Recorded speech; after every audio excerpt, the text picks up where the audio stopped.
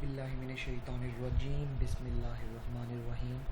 शुरू अल्लाह पाक के नाम से जो बड़ा मेहरबान और नहायत रहम करने वाला है। स्टूडेंट्स, इंट्रोडक्शन टू मैनेजमेंट के चैप्टर नंबर 5 का आगाज़ करते हैं। चैप्टर नेम है planning and decision making.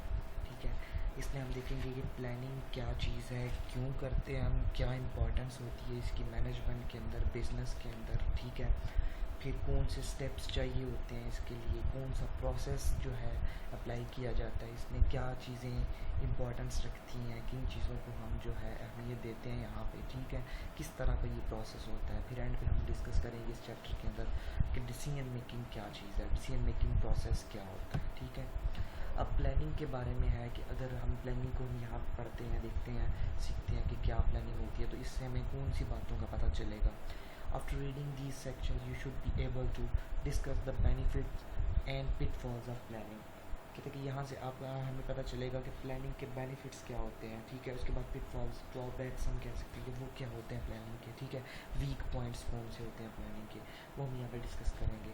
Then describe how to make a plan that works. फिर किस तरह से वो वाला प्लान बनाया जा सकता है जो काम भी कर रहा है। देखें, प्लानिंग बहुत से लोग करते हैं लेकिन कामयाब किसी किसी की होती है। ठीक है, ये हम लोग ऑब्ज़र्व भी करते हैं अपनी रोज़मर्रा की ज़िंदगी में। ठीक है, तो हम यहाँ पे देखेंगे कि कौन सा प्लान जो है वो बनाया जा रहा है जिसके रिज़ल्ट्स भी निकलेंगे। ठीक है, हम कहते हैं कि वो सक्सेसफुल हो सकता है, उसके बारे में हम देखेंगे किस तरह से क्या सिनेरियो अप्लाई किया जाता है। फिर नेक्स्ट हम देखेंगे discuss how companies can use plans at all management levels from top to bottom. फिर देखेंगे कंपनीज किस तरह से प्लानिंग प्रोसेस को यूज़ कर रही होती हैं, प्लान्स को यूज़ कर रही होती हैं अपने मैनेजमेंट लेवल्स के ऊपर।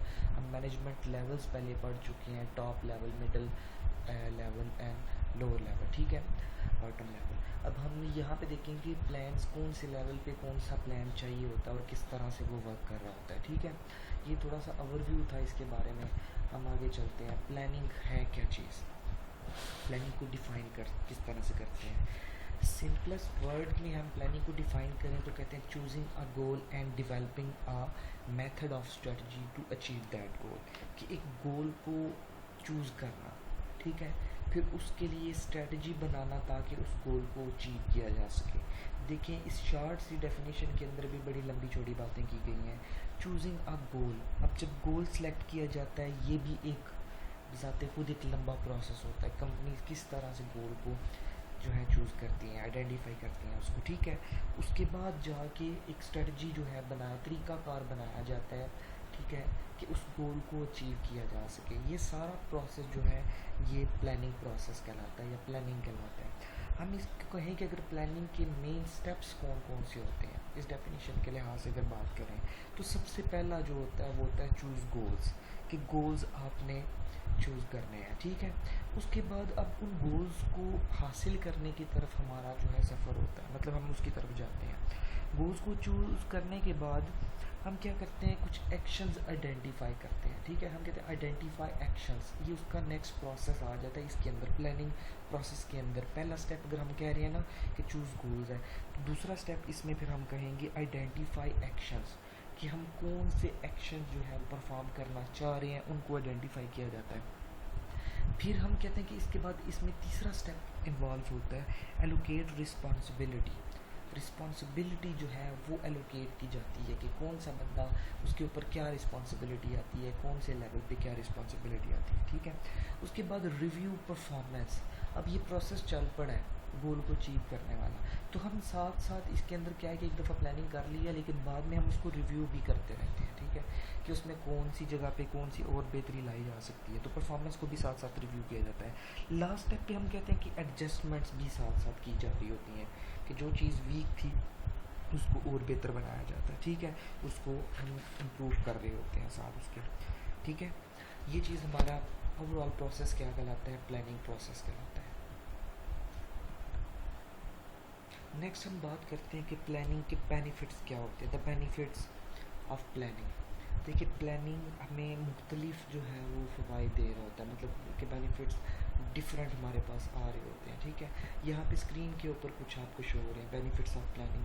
परसिस्टेंस, डायरेक्शन, ठीक है, उसके बाद creation of task strategies, intensified effort. इनके अलावा कुछ मैं आप लोगों को बताता हूँ कि इसके क्या बेनिफिट्स होते हैं। हम सबसे पहले कहते हैं कि प्लानिंग में क्योंकि गोल्स डिफाइन किए जाते हैं, फिर उनको अचीव करने की तरफ हम जाते हैं स्टेप बाय स्टेप। तो इसका मतलब कि प्लानिंग हमें एक डायरेक्शन दे रहा होता है, ठीक है। Planning gives direction and purpose to an organisation. तो इसका सबसे पहला बेनिफिट क्या होता है कि ये आपको डायरेक्शन प्रोवाइड कर रहा होता है और पर्पस दे रहा होता है, ठीक है।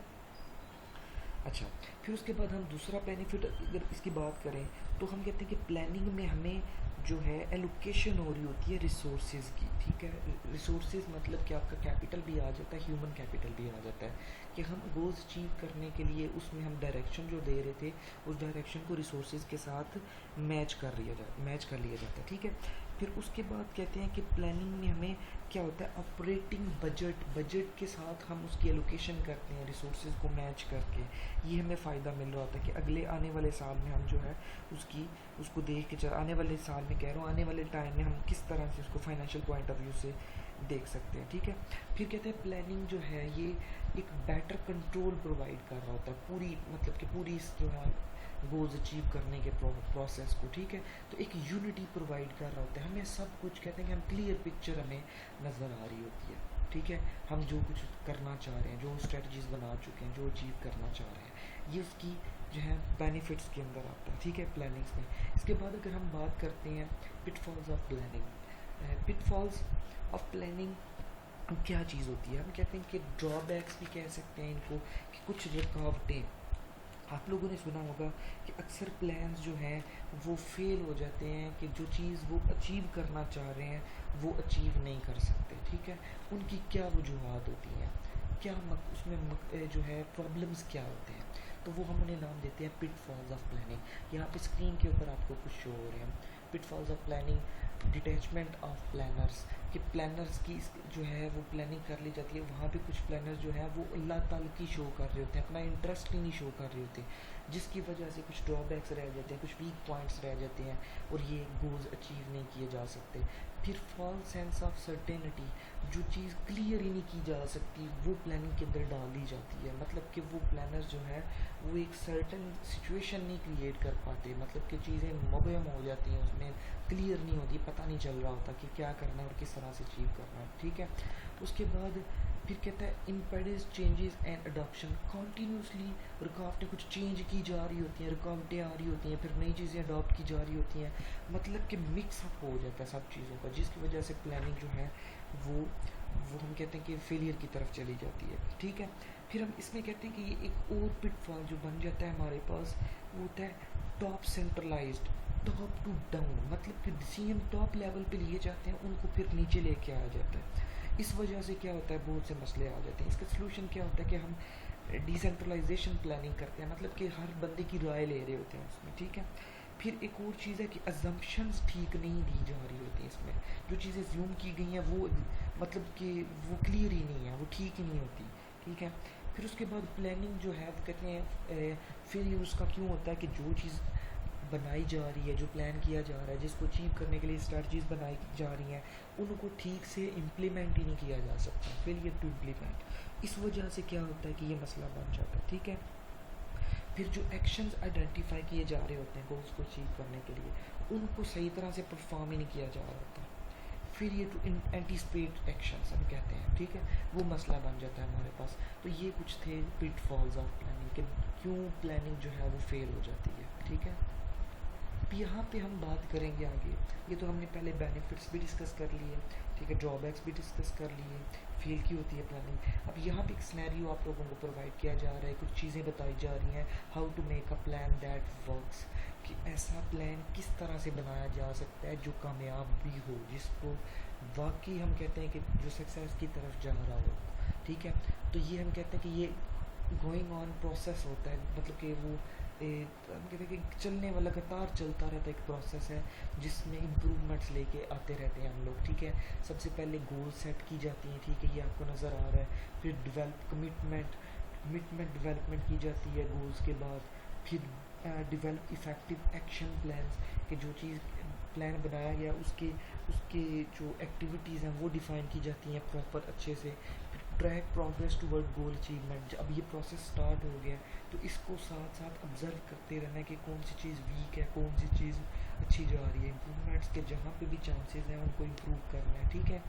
फिर मेंटेन फ्लेक्सिबिलिटी को मेंटेन किया जाता है। जहाँ पे जो चीज़ चेंज करने वाली है उसको चेंज करते हैं, जो चीज़ चेंज करने वाली नहीं है उसको, जो एडिशन करने वाली ज़रूरत होती है वहाँ पे उसको हम ऐड कर देते होते हैं, ठीक है। फिर हम कहते हैं कि ये सारा प्रोसेस रिव्यूइंग प्रोसेस भी चलता जा रहा होता है इसमें। रिवाइज एग्जिस्टिंग प्लान और pick a new planning process. अब यहाँ पे इस प्रोसेस में देखा जाता है कि अगर महसूस हुआ कि ये बिल्कुल सब ठीक जा रहा है लेकिन इसमें थोड़ी सी चीज़ें इंप्रूव करने वाली हैं, उनको इम्प्रूव कर दिया जाता है, ठीक है।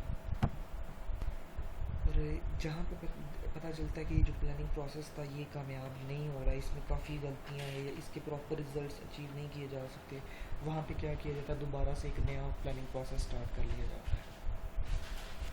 अब तो हम जैसे बात कर चुके हैं प्लानिंग के अंदर कि फर्स्ट प्रोसेस जो सेटिंग गोल्स होता है, गोल्स किस तरह से सिलेक्ट किए जाते हैं, सेट किए जाते हैं। स्मार्ट, हम कहते हैं कि स्मार्ट का फार्मूला यूज़ किया जाता है। स्मार्ट में क्या है, स्पेसिफिक खास गोल्स होते हैं, मेजरेबल जिनको मेजर किया जा सकता है, अटेनेबल जिनको अचीव किया जा सकता है, रियलिस्टिक जो वाकई रियलिटी में एग्जिस्ट करते हैं, टाइम जो जिनको एक टाइम लिमिट के अंदर हासिल भी किया जा सकता है, ठीक हो गया। इसके बाद कहते हैं डिवेलपिंग कमिटमेंट टू गोल्स के अंदर कमिटमेंट लेके आना, ये हम दूसरा प्रोसेस देख चुके हैं इसमें सारे में, ठीक है। The determination to achieve a goal is increased by setting goals participatively, मतलब गोल्स जो सेट किए जा रहे हैं उसमें जितने भी प्लानिंग प्रोसेस में इन्वॉल्व हैं लोग वो अपना हिस्सा डाल रहे होते हैं। Making goals reasonable, making goals public, obtaining top management support. तो ये कुछ चीज़ें हैं कि किस तरह से कमिटमेंट इन्वॉल्व की जा सकती है, ठीक है। उसके बाद है जो हमने एक्शन प्लान की बात की, developing action plan, effective action plan. तो ये एन एक्शन प्लान लिस्ट कौन सा होता है, इफेक्टिव वाला कौन सा, जिसमें स्पेसिफिक स्टेप, कुछ खास स्टेप्स हैं, लोग इन्वॉल्व हैं, रिसोर्सेज इन्वॉल्व हैं और एक खास टाइम पीरियड इन्वॉल्व है उसमें, ठीक है। फिर ट्रैकिंग प्रोग्रेस की हमने बात की कि उसमें क्या होता है, प्रोग्रेस को ऑब्जर्व किया जा रहा होता है, ठीक है। इंफॉर्मेशन इकट्ठी की जा रही होती है, आगे प्रोवाइड की जा रही होती है, कॉन्टीन्यूसली फीडबैक लेके आया जाता है उसका, ठीक है। फिर देखते हैं प्रॉक्सिमल गोल्स, कौन से गोल जो अचीवेबल, जो करीब तरीन है, डिस्टल गोल्स कौन से जो अभी दूर है, उन सबको ऑब्जर्व किया जा रहा होता है, किन को अचीव कर चुके हैं, करने वाले हैं और किन जो रहते हैं उनको डिस्कस करते हैं, ठीक है। उसके बाद नेक्स्ट जो है मेंटेनिंग फ्लेक्सिबिलिटी रखी जाती है कि जहाँ कोई मसला है उसको चेंज किया जाए। Option based planning, keep option open by making simultaneous investments, invest more in promising options, maintains slack resources, learning based planning, plans need to be continuously adjusted। Then फिर planning from top to bottom हम discuss करते हैं। ये management levels होते हैं, ठीक है। ये देखें आपको डायग्राम में नज़र आ रहा है, top managers, middle and then first line. अब टॉप मैनेजर्स क्या है, पर्पस उसमें इन्वॉल्व होता है, ऑब्जेक्टिव्स, स्ट्रेटजिक ऑब्जेक्टिव्स होते हैं इस लेवल पर वो डिफाइन किए जा रहे होते हैं। मिडल लेवल जो है उनका काम क्या होता है, technical plans banana, MBO management by objectives होता है। और फर्स्ट लेवल का काम क्या होता है, ऑपरेशनल, स्टैंडिंग, सिंगल यूज़, ये जो है प्लान्स बना रहे होते हैं, ठीक है। अब पर्पस का बताएं, टॉप लेवल पे आ गया, स्ट्रेटजिक ऑब्जेक्टिव, टैक्टिकल, ये सारे इस डायग्राम की मदद से एक्सप्लेन किए गए हैं, ठीक है। अब नेक्स्ट हम बात करते हैं स्टार्टिंग एट द टॉप, उसी डायग्राम एक्सप्लेन करते हुए जो टॉप लेवल मैनेजमेंट है वो स्ट्रेटजीज किस तरह से बना रही है, strategic plans. Clarify how the company will serve customers and position itself against competitors 2 to 5 years। ये स्ट्रेटजीज में आ जाता है कि 2 से 5 साल तक स्ट्रेटजीज टाइम लिमिट होती है, इसमें बनाई जा रही होती है कि क्या अचीव करना चाह रही है, ठीक है, कंपनी और किस तरह से अचीव करना चाह रही है अपने कंपेटिटर्स के लिए। फिर साथ ये पर्पस स्टेटमेंट दे रहे होते हैं, statement of companies purpose, a reason for existing, ठीक है। जैसे हम मिशन स्टेटमेंट की बात कर रहे हैं, vision statement, mission statement. Then strategic objective, a more specific goal that unifies company wide efforts, stretches and challenges the organization and possesses a finish line and a time frame, ठीक है। अब ये time limit बताया गया, planning time limit. Strategic जो होती है वो 2 ईयर से लेके 5 ईयर्स तक होती है, ठीक है, उन प्लान जितने भी बनते हैं। टैक्टिकल प्लान जो है ये 6 मंथ से लेके 2 ईयर्स तक बनते हैं। ऑपरेशनल प्लान जो है 30 डेज से लेके 6 मंथ्स तक बनते हैं, ये टाइम लिमिट के लिहाज से एक्सप्लेन किया गया है, ठीक है। Avon's vision and values, the Avon vision, अब ये ना विजन और मिशन स्टेटमेंट के बारे में बताया जा रहा है कि ये विजन क्या होती है, ठीक है। मिशन क्या चीज़ है। अब यहाँ पे हम बात करेंगे विजन क्या होता है, अ डिज़ायर्ड फ्यूचर स्टेट, कि फ्यूचर के बारे में कोई बात की जा रही है जो हाई डिज़ायर की जा रही है, उसे विजन कहते हैं, ठीक है। फिर मिशन क्या है, the purpose of an organisation, mission statement का जिक्र हम करते हैं कि मकसद क्या है ऑर्गेनाइजेशन का, क्यों बन रही है, ठीक है। फिर वैल्यूज़ क्या होती हैं, प्रायोरिटीज़ होती हैं, फिलोसफिकल प्रायोरिटीज़ होती हैं, ठीक है। जिन मैनेजर्स जिनके साथ कमिटेड होते हैं, the philosophical priorities which managers are committed, ठीक है। उसके बाद नेक्स्ट बात की जाती है प्लानिंग इन द मिडल। अब ये प्लान्स के बारे में है, टैक्टिकल प्लान जो है ये कौन से लेवल पे हैं, मिडिल लेवल के ऊपर होते हैं। टैक्टिकल प्लान्स होते क्या है, specify how company will use resources, budgets and people to accomplish goals within the mission, 6 months to 2 years time limit है। फिर मैनेजमेंट बाय ऑब्जेक्टिव इस लेवल पे आ जाती है, develop and carry out technical plans, discuss possible goals, participatively select goals consistent with overall goals, jointly develop tactical plans, need to review progress। Then bottom के लिहाज से जो लोअर लेवल मैनेजमेंट होती है, फिनिशिंग एट द बॉटम, ये operational plans लेके चल रहे होते हैं, day to day plans for producing और delivering products and services over 30 day to 6 month period time limit के लिहाज से बता दिया गया, ठीक है। Kinds of operational plans, then operational plan जो ये किस तरह के होते हैं, इनमें सबसे पहले कहा जाता है सिंगल यूज़ प्लान जो यूनिक है, जो एक ही दफ़ा एक ही वक्त में यूज़ होने वाला होता है, सिंगल यूज़ प्लान कहता है। स्टैंडिंग प्लान्स कैसा प्लान जो आने वाले वक्त में भी दोबारा से सिचुएशन में यूज़ किया जा सकता है। Plan use repeatedly to handle frequently recurring events। Three kinds are policies, procedures and rules and regulations। फिर then budgets क्या है, quantitative planning, decide how to allocate money to accomplish company's goals, ठीक है। अब ये था, यहाँ तक आप लोगों का पहला क्वेश्चन प्लानिंग वाला कंप्लीट होता है। उम्मीद करता हूँ आप लोगों को समझ आ गई होगी, ठीक है। अपना ख्याल रखिएगा, अल्लाह हाफिज़।